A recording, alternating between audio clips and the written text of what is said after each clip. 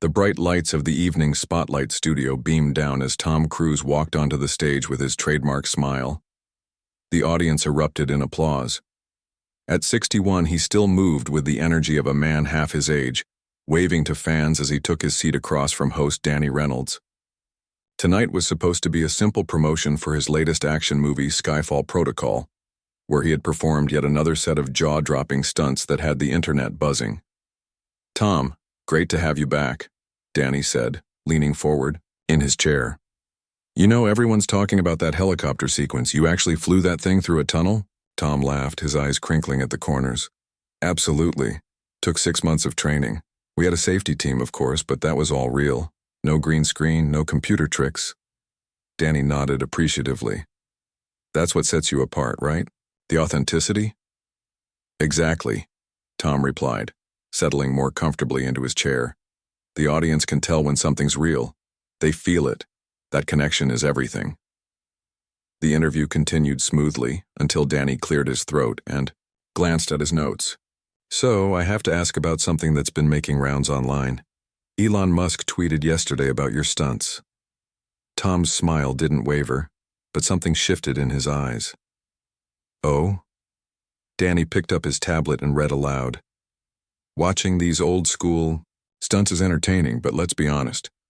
What takes months of dangerous preparation could be done safer, cheaper, and more impressively with today's tech. Hollywood's resistance to innovation is puzzling." A hushed murmur spread through the audience. Tom's smile tightened just slightly as he leaned forward. "Well, Danny, everyone's entitled to their opinion," he said, his voice still friendly, but with an edge of steel beneath it. "But I've been doing this for 40 years. The audience knows when something's real.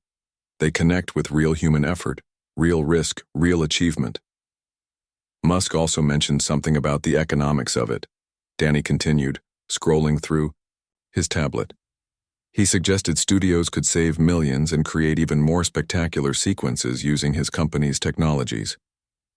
Tom's right leg began bouncing slightly, a rare sign of agitation from the usually composed star. The studio lights suddenly felt much hotter. "Look," Tom said, his voice dropping to a more serious tone. "What we do is art. It's craft. It's tradition. I don't think everything should be reduced to algorithms and efficiency. Some things matter precisely because they're difficult, because they take real human courage and skill." Danny sensed the tension and tried to steer back to safer ground. "Your dedication is certainly legendary." But Tom wasn't finished.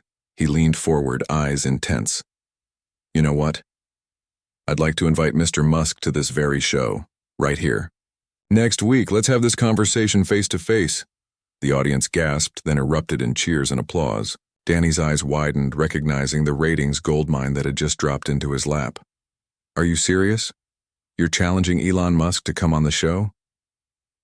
"It's not a challenge," Tom said, though his expression suggested otherwise. "It's an invitation to discuss the future of filmmaking. If he's so concerned about how movies are made, let's talk about it. I'm sure your viewers would find it interesting." Danny could barely contain his excitement. "Well, folks, you heard it here first. Tom Cruise has just invited Elon Musk to appear on this show next week for what could be the conversation of the year." The audience's cheers were deafening. Tom's smile returned, but there was something calculating behind it now. Behind the scenes, as Tom left the studio that night, his phone was already buzzing nonstop. His publicist, Diane, looked stressed. "Tom, are you sure about this? That wasn't in our talking points." "Sometimes you have to go off script," he replied, loosening his tie as he slid into the back of his waiting car. "This guy sits in his office making rockets and cars and thinks he understands what I do? What we all do? Your social media mentions are exploding," Diane said, scrolling through her phone. "It's already trending. Cruise Aviz Musk is the top hashtag right now." Tom looked out the window at the passing city lights. "Good. Let people talk. This is about more than me. It's about respecting the craft." By morning, the clip had gone viral. News outlets from entertainment to tech were running the story. "Action star challenges tech billionaire," read one headline. "Old Hollywood versus new tech, the showdown," proclaimed another. Tom's phone rang at 6 a.m. It was Danny Reynolds. "Tom, you're..." Not going to believe this. Musk just tweeted. He's accepted. He'll be on the show next week. Tom sat up in bed, suddenly wide awake. He did? What exactly did he say? He wrote, "Challenge accepted. Looking forward to discussing the future of entertainment with Tom Cruise. I'll bring the data. You bring the stunts." Tom felt a mixture of satisfaction and apprehension. The gauntlet had been thrown down, and now there was no turning back. Over breakfast, he called his stunt coordinator, Pete. "Pete, I need everything we have on the economics of practical effects versus CGI. Every study, every budget comparison. I want hard numbers." Next, he called his director friend Christopher. "Chris, remember that conversation we had about audience response to practical versus digital effects? I need those survey results. This just got real." Throughout the day, more celebrities and industry figures began weighing in. Some supported Tom's defense of traditional filmmaking, while others sided with Musk's vision of technological efficiency. By evening, Tom sat in his home office surrounded by research materials, making notes. This wasn't just about defending his methods anymore. This had become about defending an entire approach to art and entertainment against the cold calculations of technology and efficiency. As he worked late into the night, he knew the coming week would require every bit of preparation he could muster. Elon Musk wasn't known for backing down from a fight, especially when it came to promoting technological solutions. This wasn't a movie stunt. There would be no safety wires, no second takes. It would be live television, and the whole world would be watching. Tom smiled to himself. He'd never backed down from a challenge before. He wasn't about to start now. The news spread like wildfire. Every entertainment show, news channel, and social media platform was buzzing about the upcoming face-off between Tom Cruise and Elon Musk. Morning shows debated who would come out on top. Late-night comedians crafted jokes about the unlikely pairing. Even serious news programs dedicated segments to what they called the clash between Hollywood tradition and Silicon Valley innovation. Tom woke up early the morning after his on-air invitation. His phone showed 47 missed calls. He ignored them all and went for his usual 5-mile run, using the time to clear his head and plan his strategy. By the time he returned home, sweaty but focused, he knew exactly what he needed to do. He called his assistant, Jack. "Get me a meeting with the top stunt team. Today. And I want every piece of data we have on audience response to practical effects versus computer effects." 3 hours later, Tom sat in a conference room at his production company's office. Around the table were 5 people: Pete, his longtime stunt coordinator; Lisa, a film economics expert; Bob, a veteran special effects supervisor; Ryan, a young filmmaker known for blending practical and digital techniques; and Diane, his publicist. "I've got 6 days," Tom said, pacing around the table. 6 days to prepare for a guy who probably has spreadsheets about spreadsheets. Pete leaned forward. "Tom, I've been doing stunts for 30 years. Trust me, what we do can't be replaced by computers. The human element is what makes it special." "But can we prove it?" Tom asked, stopping his pacing. "With actual numbers, because Musk is going to come armed with data and charts and graphs." Lisa opened her laptop. "I've been collecting studies on audience engagement. When viewers know a stunt is real, their emotional response is measurably stronger. I have brain scan studies that show it." Tom nodded. "Good. That's good. But I need more than brain scans. I need to make people understand why this matters." For the next 4 hours, they built Tom's case point by point. They gathered examples of scenes where CGI had fallen short, collected testimonials from directors who preferred practical effects, and compiled statistics on how movies with real stunts performed at the box office. "The thing is," Ryan said, "it's not really an either-or situation. The best movies use both." Tom frowned. "Sure, but that's not the point Musk is making. He's saying we should replace human skill and bravery with computers and algorithms." "Then maybe that's your angle," Diane suggested. "This isn't about old versus new. It's about what we lose when we take the humanity out of filmmaking." Tom pointed at her. "Exactly.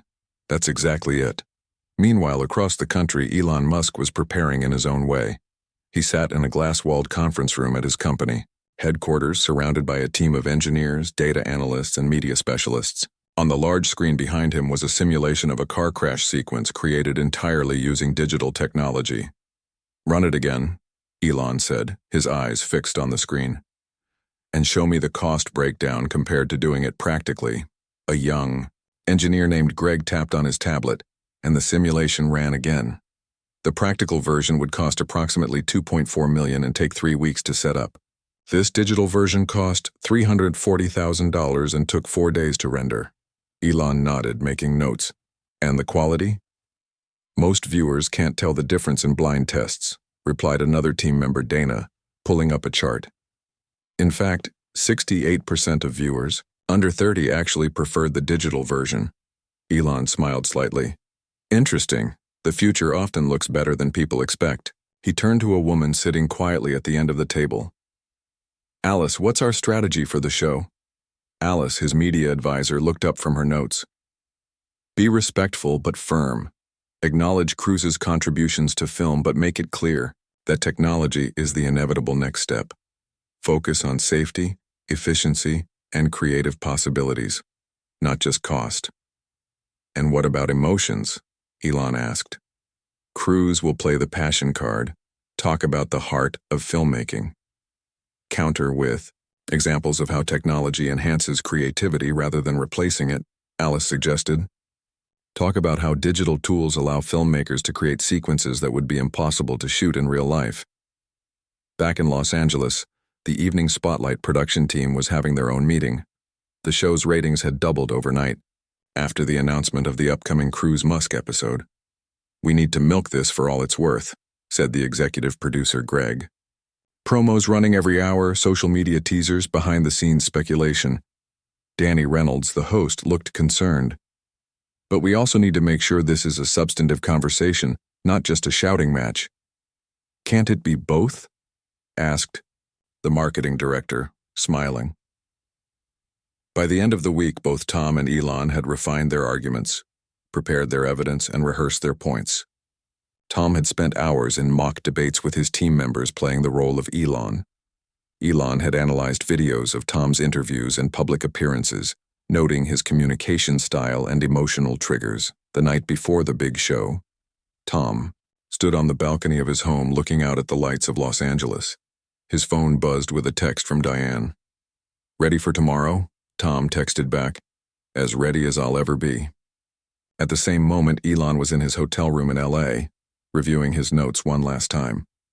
His assistant knocked on the door. "Car's scheduled for 5 p.m. tomorrow. Anything else you need?" "No," Elon replied. "Just make sure everyone knows we're not holding back." Across the city, billboards and bus stops displayed ads for the upcoming show. Cruise versus Musk, the debate of the decade. Social media was placing bets on who would come out on top. News channels were already discussing what the confrontation meant for the future of entertainment.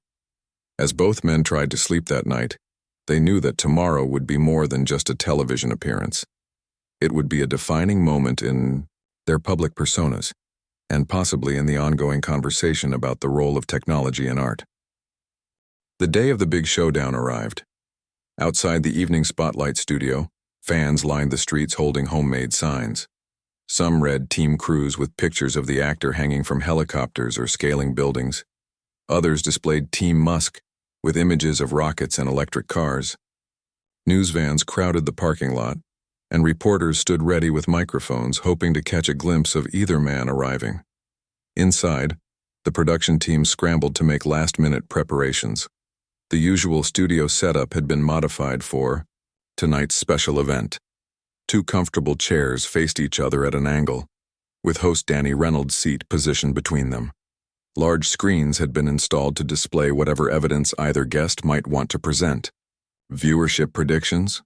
Danny asked the producer as a makeup artist touched up his face. "Off the charts," the producer replied, grinning. "Biggest numbers in the show's history, guaranteed. Social media is exploding already." At 5:30 p.m., Tom Cruise arrived through a back entrance accompanied by his small team. He wore a tailored navy suit with no tie, looking relaxed but focused. The production assistant led him to his dressing room, where he spent a few minutes reviewing his notes one last time. 20 minutes later, Elon Musk arrived in a simple black suit carrying a tablet and looking as if he were heading to a regular business meeting rather than television's most anticipated confrontation of the year. He nodded politely to the staff as he was shown to his dressing room. At 6:45 p.m., 15 minutes before airtime, Danny gathered with both men backstage. "Gentlemen, thank you both for being here," he said, looking between them. "Just to be clear, on the format, I'll introduce the topic, then each of you will have 2 minutes for opening statements. After that, we'll have a conversation. I may jump in with questions, but mostly I want you two to talk directly to each other. That sound fair?" Both men nodded, sizing each other up. Tom offered his hand first. "Looking forward to the conversation. Elon?" Elon shook it firmly. "Likewise. Should be interesting." At precisely 7 p.m., the show's theme music played, and the cameras went live. Danny walked onto the stage to thunderous applause from the studio audience. "Good evening, America. Tonight we have what might be the most anticipated conversation in recent television history. Two icons from different worlds, face to face for the first time. From Hollywood, the man who has redefined action movie making with his death-defying stunts and unwavering commitment to authenticity, Tom Cruise." Tom walked onto the stage waving to the cheering crowd, his famous smile firmly in place. "And from the world of technology and innovation, the visionary entrepreneur whose companies are reshaping our future in space, transportation, and beyond, Elon Musk." Elon walked out more sedately, with a slight smile and a small wave at the audience who cheered just as loudly for him. Once they were all seated and the applause died down, Danny turned serious. "So, gentlemen, last week we witnessed something unexpected. Tom, you invited Elon here after he questioned the efficiency of traditional stunt work in movies. Elon, you accepted that invitation. Tom, why don't you start by explaining why this conversation matters to you?" Tom leaned forward, instantly engaging. "First, thanks for having me back, Danny, and thanks to Elon for accepting my invitation. This matters because it's about more than just movies or stunts. It's about what we value as a society. Do we value human achievement, dedication, and craft? Or do we just want the fastest, cheapest result possible?" He turned slightly toward Elon. "When I trained for 6 months to fly a helicopter through a mountain pass for real, that represents something important. The human spirit pushing boundaries. That's what connects with audiences." Danny nodded and turned to Elon. "And your perspective?" Elon adjusted in his seat. "I respect the dedication Tom shows. It's impressive. But I look at it from a different angle. When technology can create the same visual experience for viewers while being safer for performers and more cost-effective for studios, isn't that progress? The Wright brothers' first flight was amazing, but we don't fly planes that way anymore because we found better methods. But it's not the same experience," Tom countered. "Audiences can tell the difference, they feel it." "Can they, though?" Elon asked, tapping his tablet. The screens in the studio came to life, showing two identical-looking car chase sequences side by side. The left was filmed traditionally with stunt drivers. The right was created digitally. In blind tests, 72% of viewers couldn't tell which was which. The audience murmured in surprise. Tom shook his head. "It's not just about fooling the eye. It's about knowing that what you're watching took real human skill and courage." "Is that worth risking lives?" Elon asked. The screen changed to display statistics about stunt-related injuries and deaths. Every year, people are seriously injured, filming what could be safely created with technology. For the next 20 minutes, they traded points and counterpoints. Elon presented data about cost savings, safety improvements, and production efficiency. Tom spoke passionately about artistic integrity, audience connection, and the irreplaceable human element. The conversation remained civil, but intensified with each exchange. Then came the turning point. "Let me put it this way," Elon said, his voice matter-of-fact. "What took you 6 months of training could be rendered in 6 hours with today's technology, and most viewers would prefer the digital version if they didn't know the difference." The audience gasped at the bluntness of the statement. Tom's smile disappeared completely. "That's where you're fundamentally wrong," he said, his voice rising slightly. "You're reducing art to a mere product, and human achievement to a rendering. Time." That helicopter sequence wasn't just about the final shot in the movie. It was about pushing human potential, about inspiring the crew and the audience with what's possible. "But that's my point," Elon pressed. "With today's technology, so much more is possible. Why limit ourselves to what human bodies can physically, to when we can create anything imaginable?" Danny tried to jump in, sensing the rising tension, but Tom was now fully engaged. "Because then it's not real," he said, his voice echoing through the studio. "It's just pixels. There's no weight to it, no consequence, no humanity. When everything's possible with the click of a button, nothing matters anymore." The audience was completely silent now, watching as the usually composed star became increasingly animated. Elon remained calm, which seemed to frustrate Tom even more. "You're talking about replacing human artistry with algorithms," Tom continued, now standing up and gesturing with his hands. "That's not progress, that's loss, that's surrendering what makes us human in the first place." Danny looked nervously between his guests, realizing he had lost control of the conversation. What had started as a debate about filmmaking had become something much more profound, a clash of worldviews about the very nature of human achievement in an increasingly technological world. "Tom, perhaps we should—" Danny began, but Tom was beyond hearing him now. "Do you know what goes into making these movies?" Tom asked, pacing the stage with his hands moving expressively. His face had flushed red, the veins in his neck becoming visible. "It's not just about the end product. It's about the journey. It's about pushing yourself beyond what you thought possible." Elon remained seated, watching Tom with an expression that mixed curiosity and mild surprise at the actor's intensity. "When I hang from the side of a plane as it takes off, that's real," Tom continued, his voice getting louder. "That's something the entire crew pulled together to achieve. There's a spirit there, a human connection that your computers and algorithms can't capture." The audience was completely silent now, many leaning forward in their seats. No one had ever seen the famously controlled Tom Cruise lose his composure like this on television. "I understand the emotional attachment to traditional methods," Elon replied calmly, which only seemed to fuel Tom's frustration. "But emotion shouldn't block progress. Horse lovers were upset about cars, too." Tom stopped pacing and stared at Elon. "Are you comparing what I do, what thousands of dedicated filmmakers do, to outdated transportation?" "I'm saying that nostalgia often makes us cling to less efficient ways of doing things," Elon said with a slight shrug. "The reality is that digital technology can now create experiences that are indistinguishable from reality, but without the risk, cost, and limitations." Tom's hands balled into fists at his sides. "It's not about efficiency. Not everything in life should be reduced to a spreadsheet.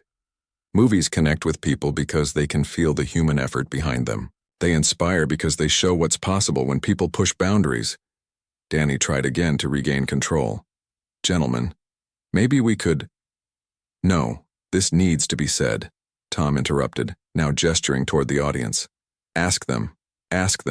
If they want to watch movies made by computers or movies made by people who pour their heart and soul into creating something real."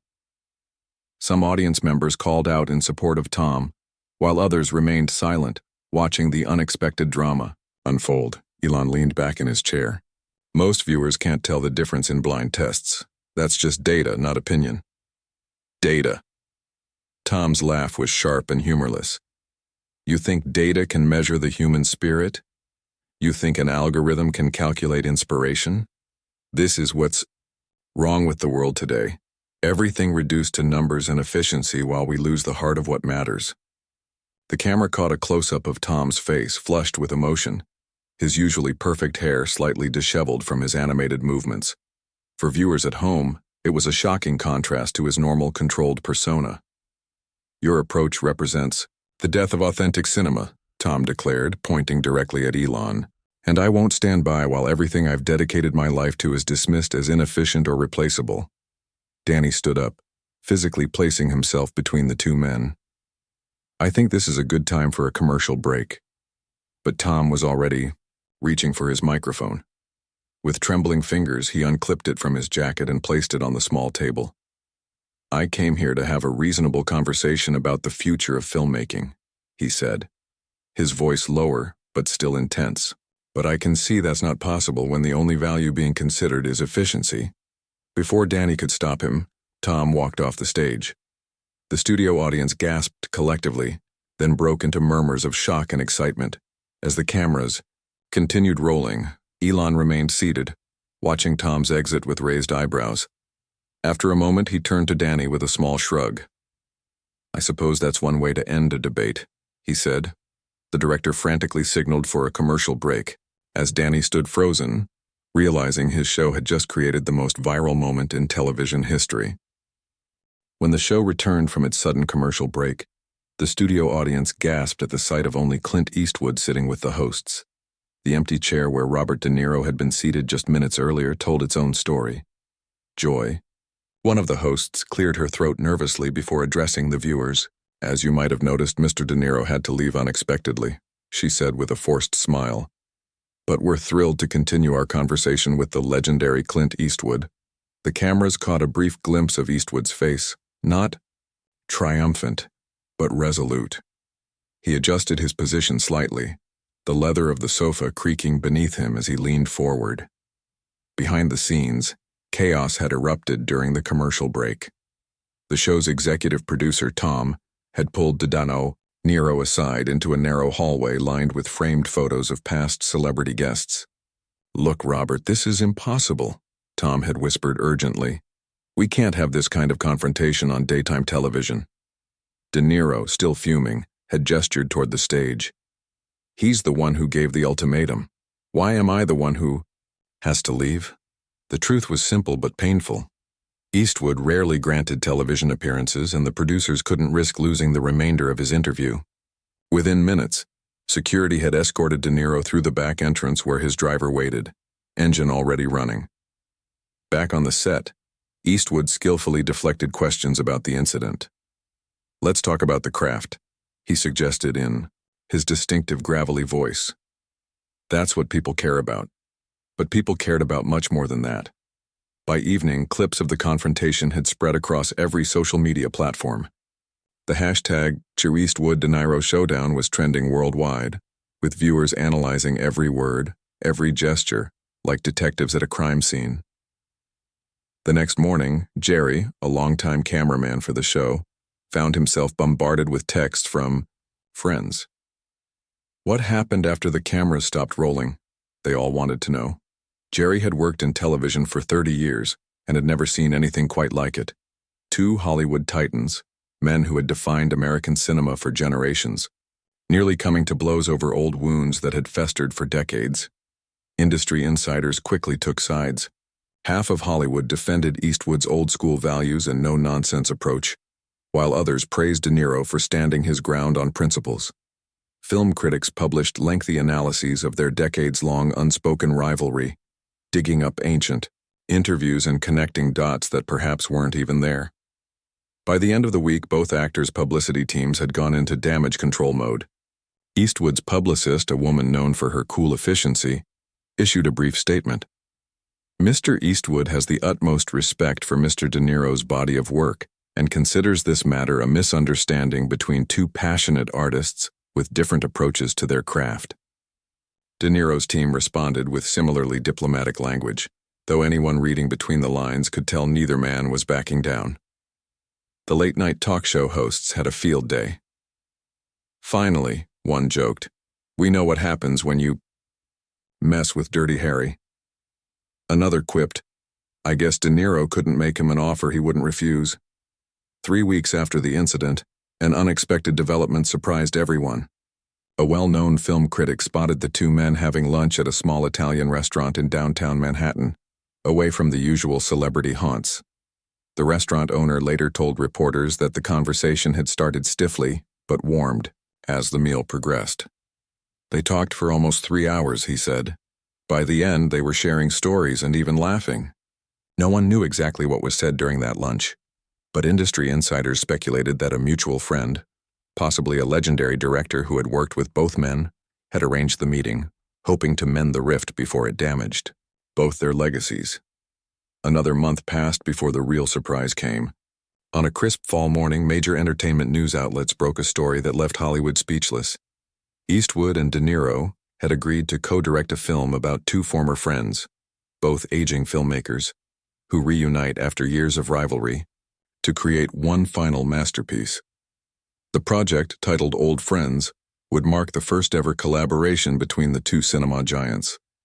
The screenplay, written by a celebrated writer known for complex character studies, had reportedly been in development for years, but needed the right directors to bring it to life. At the press conference announcing the project, Eastwood and Niro sat side by side, not quite friends but no longer enemies. Sometimes, Eastwood told the room full of reporters, you need a little friction to create something worthwhile. De Niro nodded in agreement. We've spent careers playing characters who know how to fight. Maybe now we can play characters who know how to forgive. A young reporter raised her hand. Was this collaboration inspired by what happened on The View? The two men exchanged glances, and something unspoken passed between them.